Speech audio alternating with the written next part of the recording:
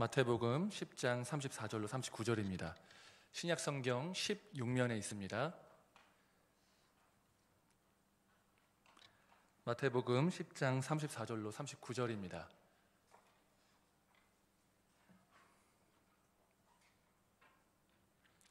교독하고 마지막 39절은 같이 읽겠습니다. 내가 세상에 화평을 주러 온 줄로 생각하지 말라. 화평이 아니요 검을 주러 왔노라.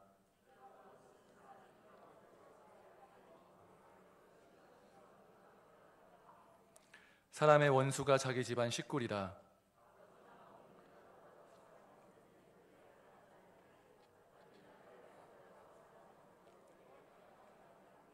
또 자기 십자가를 지고 나를 따르지 않는 자도 내게 합당하지 아니하니라. 자기 목숨을 얻는 자는 잃을 것이요 나를 위하여 자기 목숨을 잃는 자는 얻으리라. 아멘. 네, 오늘 말씀 제목은 제자입니까? 이것은 후안 카를로스 오르티즈라는 사람이 쓴 책 제목입니다. 제가 질문을 던져보겠습니다. 여러분은 제자이십니까? 네, 아멘. 감사합니다. 그러면 여러분 그리스도인이십니까? 네, 그 큰 차이가 별로 없네요. 보통 제자입니까? 라고 물어보면 많은 사람들이 주저합니다. 주저하고 내가 제자인가? 라고 생각을 하게 됩니다. 그런데 그럴 때 제가 그리스도입니까? 라고 물어보면 그 전보다는 더 자신 있게 맞습니다. 아멘. 이렇게 대답을 하는 경향이 있습니다. 그 차이가 무엇일까요? 그리스도인, 제자라는 용어의 차이가 뭐가 있을까요? 많이 있겠죠. 많이 있을 것인데 우리가 일반적으로 갖는 그 단어에 대한 무게감이 좀 다르다고 느껴질 것입니다. 제자가 아무래도 그리스도인보다는 좀 더 무겁고 뭔가 훈련을 더 받아야 될 것만 같고 좀 뭔가 더 헌신을 해야 될 것만 같은 느낌이 우리 안에 있다는 것입니다. 그런 이유 중에 하나는 무엇이냐면 제자라는 이름이 들어간 것에는 훈련, 제자 훈련, 제자 코스 여러 가지, 그러니까 훈련과 관련되어 있어서 헌신과 관련되어 있어서 제자라는 말이 많이 사용되기 때문에 그렇습니다. 그리스도인 훈련 이렇게 많이 사용하지 않죠. 그러니까 우리가 일반적으로 서로 그리스도인이십니까? 라고 물어보기도 하고 그렇게 사용하지만 제자입니까? 라고 사용하지 않고요. 보통 훈련할 때나 이럴 때 제자라는 말 많이 쓰죠. 제자반, 제자 훈련. 그러다 보니까 아무래도 우리가 느끼기에는 제자가 더 무겁다라고 느껴집니다. 실제로 그런가? 그러면 예수님 당시에 신약 시대, 오늘 말씀의 배경이 되는 그 시대에 그리스도인과 제자의 그 무게가 다르고 혹은 제자가 훨씬 더 무겁고 이러한 개념이었는지 한번 고민해 볼 필요가 있습니다. 성경에 그리스도인이라는 단어가 몇 번 나올까요? 혹시 찾아보신 적 있으십니까? 없으실 것 같아서 제가 찾아서 봤습니다. 성경에 그리스도인, 그러니까 그리스도인 것이다. 뭐 그리스도인, 그러니까 조사로 붙는 거 말고 그리스도인 해가지고 명사로 딱 쓰여진 게 딱 3번 나옵니다. 3번 나오는데 사도행전에서 2번 나오고 베드로전서에서 4장 16절에 1번 나와서 총 3번 나오는데요. 사도행전 11장 26절을 한번 보겠습니다. 네, 맞네요. 만남에 안디옥에 데리고 와서 둘이 교회에 1년간 모여 있어 큰 무리를 가르쳤고 제자들이 안디옥에서 비로소 그리스도인이라 일컬음을 받게 되었더라. 그러니까 성경에서 우리 이제 예수님을 믿는 자들에게 그리스도인이라는 이름이 처음으로 불려진 게 저때라고 이제 안디옥 교회 시절에 불렸다라고 사도행전 11장 26절에 나옵니다. 그때서야 비로소 그리스도인이라고 불리고 그 다음에도 종종 불려왔고 성경이 다 기록되고 나서부터는 그리스도인이라는 말이 많이 사용되었습니다. 하지만 그전에는 성경에서 그리스도인을 대체하는 말로 제자를 훨씬 더 많이 사용했습니다. 물론 예수님의 12제자만을 지칭할 때도 있지만 일반적으로 예수님을 따르는 무리들 해서 제자라고 사용되었습니다. 그리스도인이라는 것을 어원적으로 살펴보자면 크리스티아노스 이렇게 해가지고 그리스도께 속한 사람 혹은 그리스도의 가정에 그 집에 속해 있는 권속들 혹은 그리스도에게 속해 있는 노예 이러한 표현으로 이해할 수 있습니다. 그리스도인 단어를 신학적으로 살펴본다면 그리스도와 연합된 자라고 이해할 수 있습니다. 갈라디아서 2장 20절 말씀인데요. 내가 그리스도와 함께 십자가에 못 박혔나니 그런즉 이제는 내가 사는 것이 아니요 오직 내 안에 그리스도께서 사시는 것이라. 이제 내가 육체 가운데 사는 것은 나를 사랑하사 나를 위하여 자기 자신을 버리신 하나님의 아들을 믿는 믿음 안에서 사는 것이라. 이게 바로 그리스도인을 신학적으로 정의하는 표현, 그리스도와 연합된 자라는 표현입니다. 가벼우십니까? 그에 반하면 오히려 제자라는 단어는 예수님을 따르는 자라고 이해할 수 있습니다. 그러니까 따르는, 그의 길을 따라서 살아가는 사람이라고 이해할 수 있죠. 그렇기 때문에 이렇게 어원적으로나 사용되어진 그런 용례적으로나 혹은 그 신학적인 단어의 의미를 살펴보았을 때 그리스도인이라는 단어가 결코 가볍지 않고, 오히려 저는 이 그리스도와 연합된 자, 그리스도께 속한 자, 그리스도의 노예, 그리스도의 권속이라는 이 단어가 예수님을 따르는 사람인 제자보다 훨씬 더 무겁지 않는가 생각이 됩니다. 이것은 단순히 그 두 단어를 지금 비교해서 어떻게 이게 아니고 무엇을 의미하냐면, 우리는 일반적으로 제자라는 단어는 나와 상관이 없다라고 이해하지만 실제로 성경에서 얘기하고 있는 수많은 그 제자라는 표현들이 나와 너무 밀접한, 그러니까 그리스도인과 별반 다르지 않는 우리에게 하시는 하나님의 말씀, 예수님의 말씀이 오늘 바로 이 말씀이라는 것을 이야기하고자 하는 것입니다. 오늘의 말씀을 보면, 이 오늘의 말씀은 예수님께서 제자들을 두씩 짝을 지어서 보내면서 전도하게 하시면서 제자도에 대해서 설명하는 말씀입니다. 제자라면 이렇게 살아야 한다, 제자의 길이란 이런 것이다, 이렇게 설명하는 가운데, 강론하시는 가운데 오늘 말씀이 나오는데요. 이 오늘 말씀을 두 부분으로 나누자면 34절부터 37절까지, 38절부터 39절, 이렇게 두 부분 나눌 수 있습니다. 그런데 앞부분을 보면 좀 의아한 생각이 들어야 정상인데요. 왜 의아하냐면 예수님의 성품, 우리가 알고 있고 성경에 기록되어 있는 예수님의 성품과 예수님의 말씀이 상반된다고 느껴지기 때문에 그랬습니다. 34절부터 36절을 제가 한번 읽어보겠습니다. 내가 세상에 화평을 주러 온 줄로 생각하지 말라. 화평이 아니요 검을 주러 왔노라. 내가 온 것은 사람이 그 아버지와 딸이 그 어머니와 며느리가 시어머니와 불화하게 하려 함이니 사람의 원수가 자기 집안 식구리라.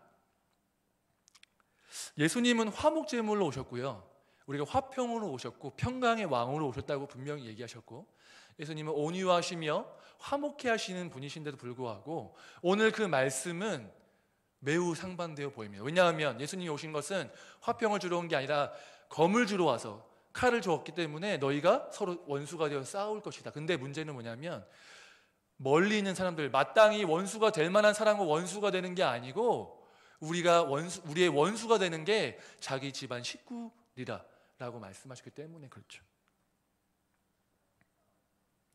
화목제물로 오시고 십자가에 달리셔서 하나님과 우리를 화목케 하시고 유대인과 이방인의 막힌 담을 허물어 주셔서 하나 되게 하신 샬롬의 왕으로 오신 예수님께서 왜 평화가 아니라 검을 주러 오셨다고 말씀하시는가 생각해 볼 필요가 있습니다.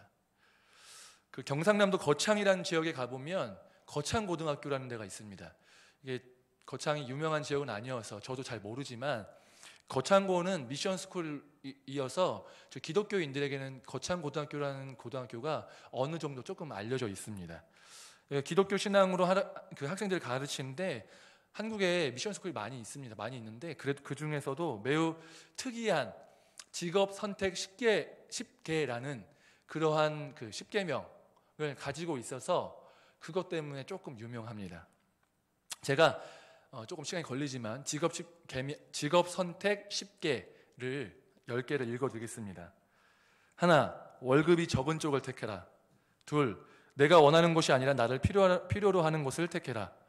셋, 승진의 기회가 거의 없는 곳을 택하라. 넷, 모든 조건이 갖추어진 곳을 피하고 처음부터 시작해야 하는 황무지를 택하라. 다섯, 앞을 다투어 모여드는 곳은 절대 가지 마라. 아무도 가지 않는 곳으로 가라. 여섯, 장래성이 전혀 없다고 생각되는 곳으로 가라. 일곱, 사회적 존경 같은 건 바라볼 수 없는 곳으로 가라. 여덟, 한가운데가 아니라 가장자리로 가라. 아홉, 부모나 아내나 약혼자가 결사반대하는 곳이면 틀림없다. 의심치 말고 가라. 열, 왕관이 아니라 단두대가 기다리고 있는 곳으로 가라. 공감이 되시는 부분도 있겠지만 어떤 부분은 이게 뭔가 싶은 것도 있을 것입니다. 제가 느끼기에도 기독교인 그 성경적 가치관에서 이건 조금 과하지 않은가라는 싶은 생각도 드는 경우가 있습니다. 근데 제가 개인적으로 가장 인상 깊었던 계명이 있는데 뭐였냐면 9번째 계명입니다. 한번 띄워주시겠습니까? 부모나 아내나 약혼자가 결사 반대하는 것이면 틀림이 없다. 의심치 말고 가라. 이 계명이 공감이 되십니까? 절대 되지 않을 겁니다. 왜냐하면 다 반대해도 가족이 혹은 부모가 혹은 아내가 남편이 그런 사람들이 쌍수 들고 환영하고 기뻐해주고 이런 곳을 가야 될 것만 같은데 거창고등학교 직업선택 10계명 9번째 계명은 지금 이 계명을 이야기하고 있습니다. 사실 이 계명 10개 직업선택 10개의 9번째 계명을 만드신 분의 의도를 저는 모르겠어요. 전 모르죠. 정확하게 알 수 없습니다. 하지만 제 나름대로의 해석, 오늘 말씀과 함께 비추어 보아서 해석한다면 매우 성경적이라고 봅니다. 우리가 예수님을 믿다 보면 기도하는 가운데라든지 수련의 도중이라든지 혹시 부흥의 도중에 여러 가지 통로를 통해서 은혜 받을 시간들이 많이 있습니다.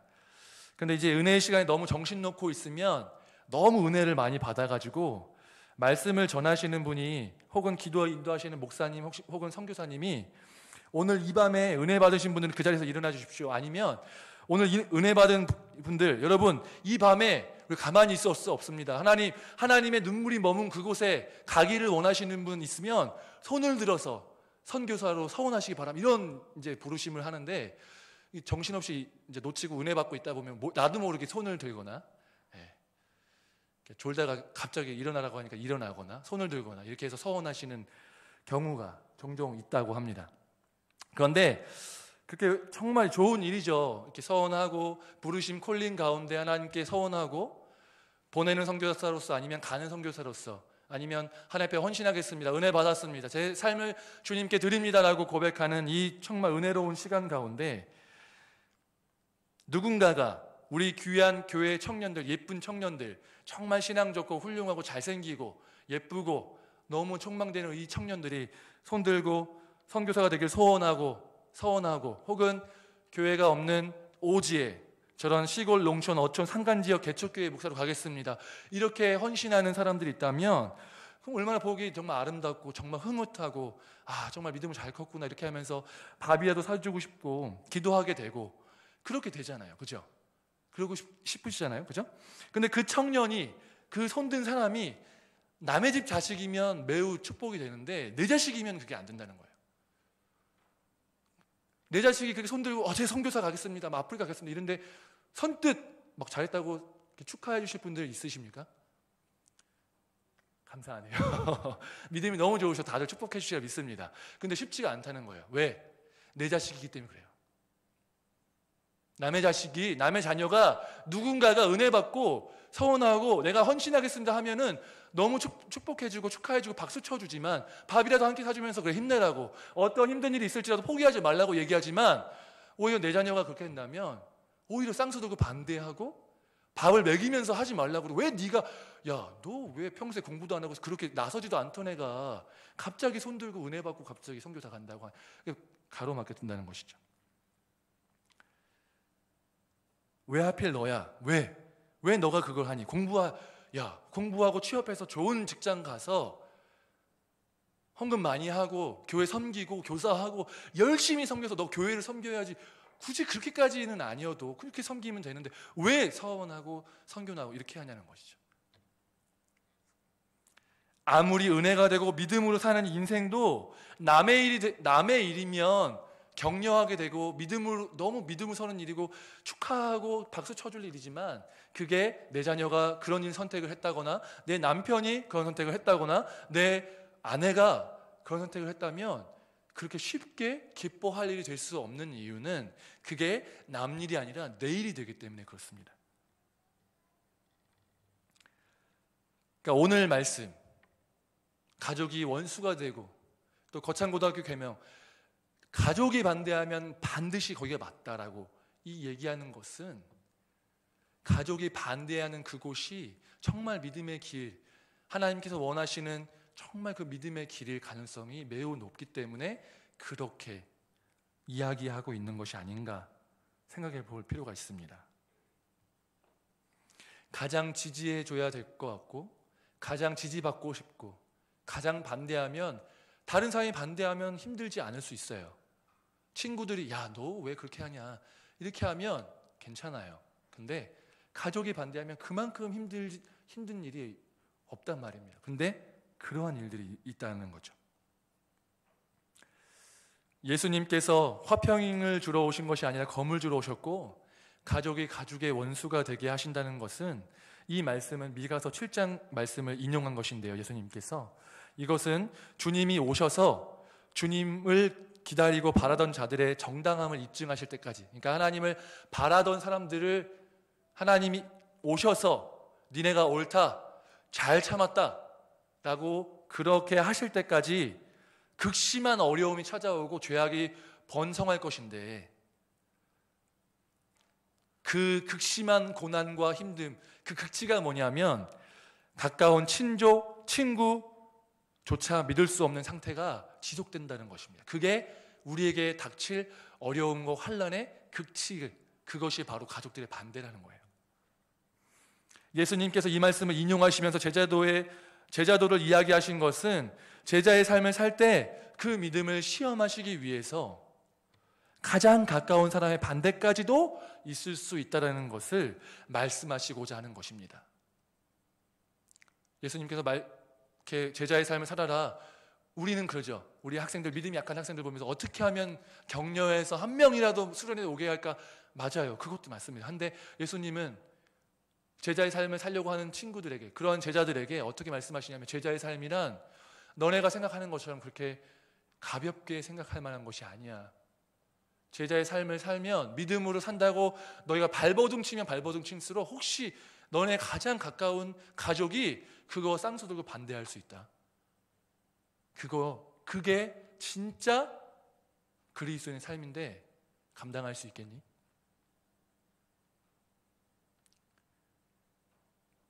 이러한 반대, 가장 가까운 사람들의 반대가 다가올 때,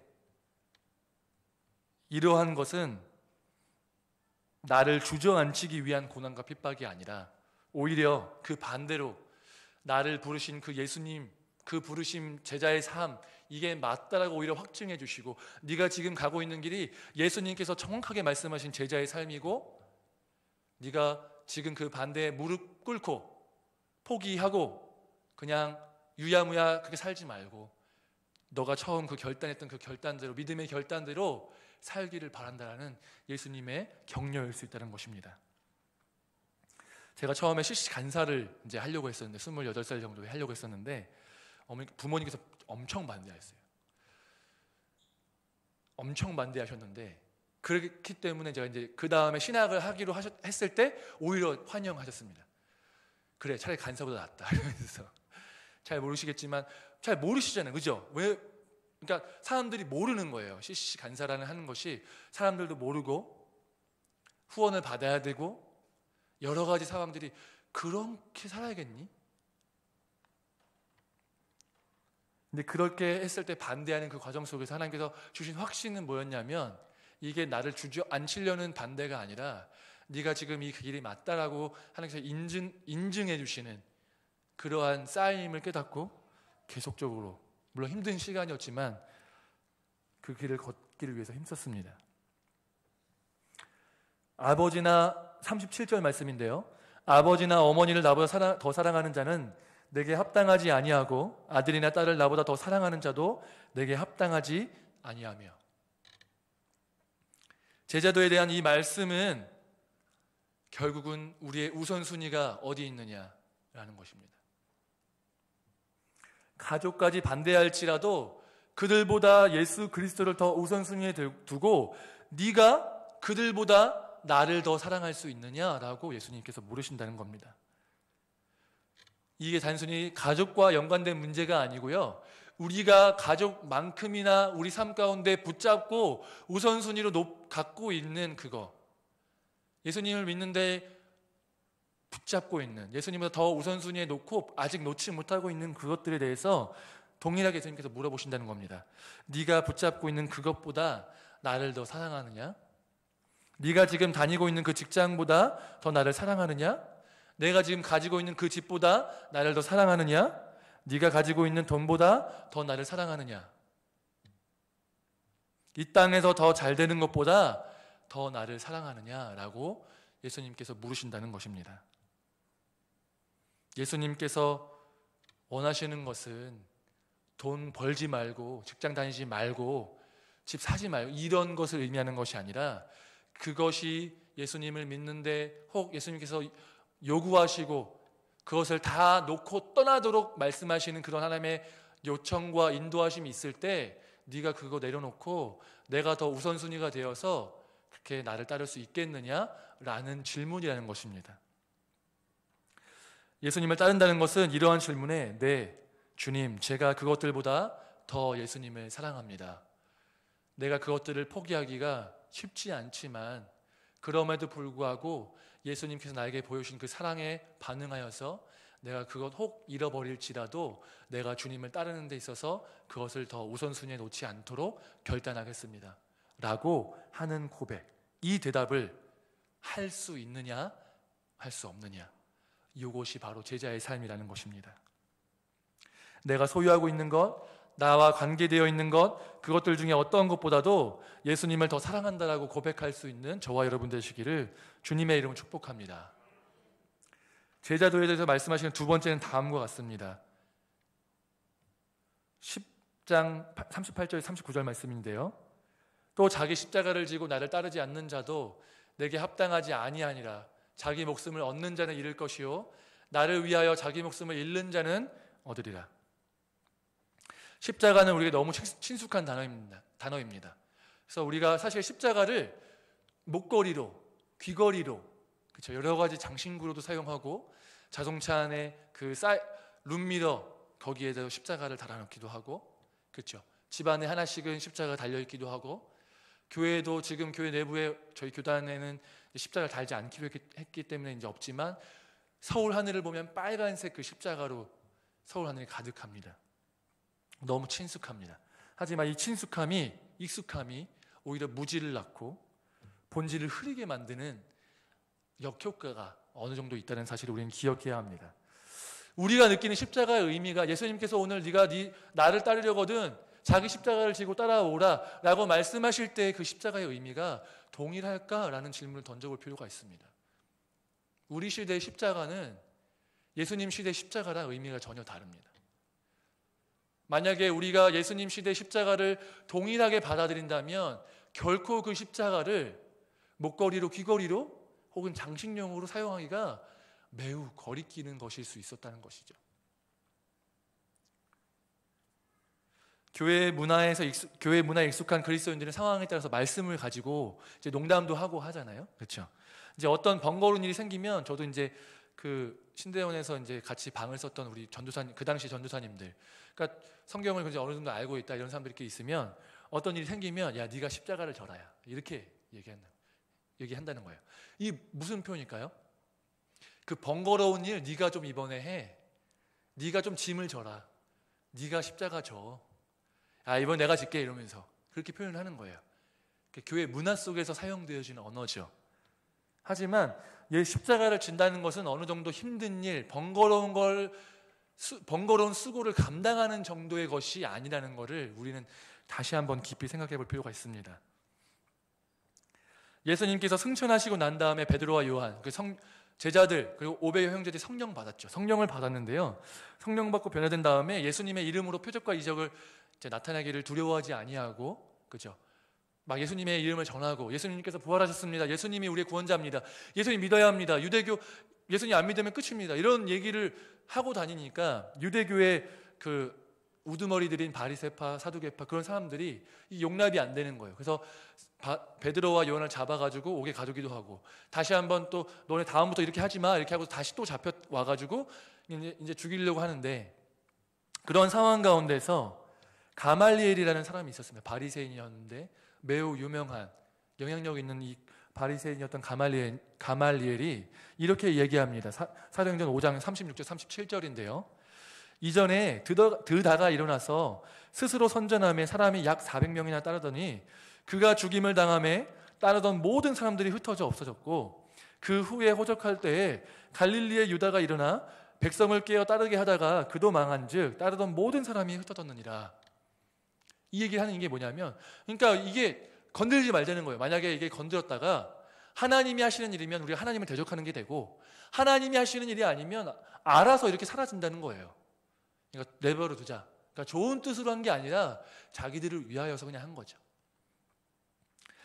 여기서 나온 이 드다와 유다라는 사람은 주후 얼마 안 돼서, 지금 이제 예수님께서 주전 한 3년 정도에 태어나셨기 때문에 주 6년, 7년, 8년 이 정도에 세금 문제 때문에 유다라는 사람이 반란을 일으켰다가 잡혀가지고 다 십자가에 매달려 죽었습니다. 그리고 드다도 열심당으로 알려진 혁명을 일으켰다가 십자가형에 처해져서 죽었습니다. 그러니까 예수님 또한 예수님의 제자들이 너무 어리지 않은, 이 사건만 있었던 것이 아닙니다. 그러니까 청소년기에 있었던 이 예수님의 제자들이 십자가의 사건을, 이 두 번의 큰 사건, 알려진 것만, 확인된 것만 이 큰 사건 두 번이나 있었고요. 그 외에도 있었을 것입니다. 이 십자가형의 목적은 잔혹하게 죽이고 효시, 눈에 보이는 곳에 두어서 다시는 아무도 반역하지 못하게 만드는 데 그 효과가 있는 것이잖아요. 그러니까 갈릴리에 살던 이 예수님의 제자들은 이 두 번이나 크게 일어났던 이 십자가형 처형, 그리고 한두 명이 죽은 것도 아니고 몇백 명씩 죽었던 이 십자가형이 매우 인상적으로 충격적으로 다가왔을 것이고, 예수님께서 너희가 나를 따르려거든 자기 십자가를 지고 따라와라 라고 얘기했는데, 자기 십자가를 지고 따라가는 거는 십자가형을 당하기 전에 십자가를 지고 그 언덕을 올라가서 십자가에 못 박히는 그 전 과정이라는 것이죠. 그거를 알고 있는 제자들이, 야, 너 제자는 자기 십자가를 지고 따라와야 돼 라고 말하면 단순히 수고 힘들겠다 이렇게 이해하겠냐는 겁니까? 그렇게 이해하겠냐는 겁니다. 그렇지 않다는 것이죠. 그 얘기를 들으면 바로 죽음, 형벌, 가장 잔혹한, 우리에게도 아픔이 있었던 군부 시절에 남산 뭐 이런 거 남영동 이런 게 있었잖아요. 남영동 끌려가면 바로 삼천교육대 이런 그 시절 그분들에게는 그런 기억이 있죠. 그 단어만 딱 떠올라도 느낌이 딱 오는, 예수님의 제자들은 십자가가 바로 그런 것이라는 거죠. 야, 십자가 지고 따라와. 이 얘기는 뭐예요? 너네 지금 십자가에 달릴 거야. 십자가에서 물과 피 다 쏟고 온 옷이 다 벗겨지고 채찍질 당하고 피 흘리고 가장 고통스럽게, 가장 수치스럽게 그렇게 오랜 시간 동안 고통당하다 죽는 그 형벌, 그거 감수하면서 따라와야 그게 바로 제자의 삶이야 라고 예수님께서 말씀하시는 것이라는 거죠. 저를 포함한 이 땅을 살아가고 있는 우리에게 신앙생활이란 어떤 것일까요? 2020년 대한민국은 종교의 자유가 부여되어 있는 나라이고, 기독교를 선택하고 교회를 다닌다고 해서 눈에 보이는 핍박, 고통, 수치 혹은 죽음 따라오지 않습니다. 너무나도 복되고 감사한 일이죠. 그런데 수치, 고통, 죽음이 없으니까 정말 복된 행복한 그리스도인의 삶인지는 다시 한번 생각해 볼 필요가 있습니다. 지금 이 시각에도 기독교 신앙으로 인해서, 예수님의 이름으로 인해서 핍박과 고통과 죽음의 위협 가운데 살아가는 사람들은 저주받은 인생입니까? 그렇지 않다는 것입니다. C.S. 루이스는 20세기 가장 저명한 기독교 지성인은 스크루테이프라는 편지, 스크루테이프의 편지라는 책을 썼는데요. 이거는 선배 악마인 삼촌이 이제 갓 마귀가 된 스크루테이프에게, 야, 마귀는 이렇게 하는 거고 그리스도인들은 이렇게 꼬시면 넘어와 라고 이제 기술을 알려주는, 자기의 그 방법을 전수해주는 이 편지를 사단의 입장에서 썼습니다. 그것에 따르면 사단은 우리에게 우리를 넘어뜨려고 다가올 때 절대로 눈에 띄는 모습으로, 무서운 무시무시한 모습으로, 아니면 공포와 압박으로, 눈에 띄는 죽음, 이렇게 잘 다가오지 않는다는 거예요. 왜? 이렇게 다가오면 아무리 영적으로 깨어있지 않는 그리스도인이라도 영적으로 확 깬다는 거예요. 이 그리스도인의 삶이라는 것이 이런 거구나. 이게 사단이 지금 나를 공격하는구나라는 것을 영적인 감각이 좀 미비해도, 아직 신앙이 좀 작아도 느낀다는 거예요. 그래서 사단이 어떻게 우리에게 오냐면, 사단이 매우 지혜롭고 간사하게 오는데, 뱀처럼 오는데 이렇게 오는 거예요. 은밀하게, 조용히, 매우 달콤하게 찾아온다는 거죠. 우리에게 신앙의 자유는 허락하지만 제대로 믿지 못하게. 기도하지 말라고 확 오면은 느끼니까 기도는 기도해야지. 근데 깊이 오래 할 필요 없어. 그냥 짧게 해. 다 들으셨어. 짧게 해. 오늘 한번 쉬어도 돼. 시간 안 정해도 돼. 야, 골방에서 하는 기도만 기도야? 오가면서 기도하면 되잖아. 그때 다 하면 되지. 맞는 말인데 우리의 신앙을 점점 약하게끔, 미묘하게, 은근히 우리 신앙은 점점 깎아먹도록 다가온다는 것이죠. 말씀 읽어. 괜찮아. 근데 드라마 보고 해야지. 말씀은 다음에 읽을 수 있지만 본방은 지금 아니 못 보잖아. 지금 봐야지. 너 지금 그 드라마 생각나서 말씀 읽을 수 있겠어? 이렇게 다가오는 거죠. 혹 읽어도 깊이 읽지 못하게. 그래, 잘했어. 읽었으니까 됐네. 오케이, 너 한 장 읽었어. 이러한 성취감으로 우리를 속이는. 혹은 야, 말씀 읽었는데 그게 실제 삶이랑 어떻게 똑같아? 말씀은 이상이고 삶은 삶이지. 말씀대로 어떻게 사니? 그냥 말씀 아멘 하고 삶은 따로 살면 되지. 이렇게 유혹한다는 거예요. 이게 사단이 우리의 삶을 좀먹고 우리 삶을 무너뜨리며 우리가 믿음대로 살지 못하도록 방해하는 사단의 방법이라는 것입니다. 눈에 보이는 핍박과 죽음의 위협 속에서 신앙생활을 하면 어쩌면 기독교인의 숫자는 지금보다 훨씬 줄어들지도 모르겠습니다. 코로나 사태를 통해서도 어느 정도는 우리가 예상해 볼 수 있지 않을까 싶어요. 하지만 한 사람 한 사람의 신앙은 오히려 지금보다 더 깨어있게 되고 더 믿음이 좋고 이렇게 되지 않을까. 저도 그렇고 성도님도 그렇고 더 경각심을 가지고 나의 정체성은 무엇인가, 생명을 걸고 믿는 그 믿음이 어떤 것인지에 대해서 진지하게 고민해 볼 수 있지 않을까 싶어요. 하지만 2020년 대한민국의 현실은 그런 고민을 할 수 없게 만듭니다. 기독교는 하나의 종교, 기독교는 교양으로서 갖는 것들, 삶의 본질과는 다른 것들, 삶을 살면서 하나 더 추가해서 주일날 문화생활을 하고 사교를 하고 인맥을 넓히는 정도, 정신수양 아니면 마음의 위로를 위해서 하는 정도로 우리를 착각하도록 만드는 그러한 것들이 사단이 그렇게 접근하고 있지는 않은지 돌아볼 필요가 있습니다. 그렇다면 이 말은 우리 모두가 죽음의 위협이 있는 북한이나 아랍이나 중국으로 가자, 이 말이 아니에요. 현실적으로 불가능하죠. 우리 다 갈 수도 없고 대한민국이 그런 나라로 바뀌기를 원하는 것도 아니고 그렇게 바뀔 수도 없습니다. 지금 신앙의 자유가 허락되어 있고 사단의 은밀한 유혹이 우리를 넘어뜨리는 이 한국 땅에서 우리가 우리의 정체성을 명확하게 하고 이런 죽음의 위협까지도 있는 그런 것이 진짜 그리스도인의 삶이고 제자의 삶이고 그게 우리의 정체성이다. 죽음과도 맞바꿀 수 없는 것이, 예수 그리스도를 맞바꾸지 않는 것이 우리의 정체성이다라는 것을 깨닫는 것이 필요하다는 것이 바로 우리 예수 그리스도의 제자도라는 것입니다. 신앙은 원래 삶에다가 플러스해서 믿어도 그만, 안 믿어도 그만인 것이 아니고, 신앙은 우리의 생명이 달려있고 우리가 살아가는 인생이 달려있으며 우리의 인생에 있어서 벌어지는 수많은 일들을 판단하고 결정하고 따라가는 그 인도하심, 가장 본질적인 것이라는 것을 우리는 기억해야 합니다. 그리고 우리가 선택하는 데 있어서 다른 것들 다 선택하고 나서 나중에 선택하는 것이 아니라, 다른 수많은 선택의 것들이 있지만 거기에 최우선 순위로 예수 그리스도를 선택하느냐 그렇지 않느냐로 구분되는 것이 바로 제자의 삶이고, 제자의 삶이 바로 그리스도인의 삶이라는 것을 우리가 기억해야 됩니다.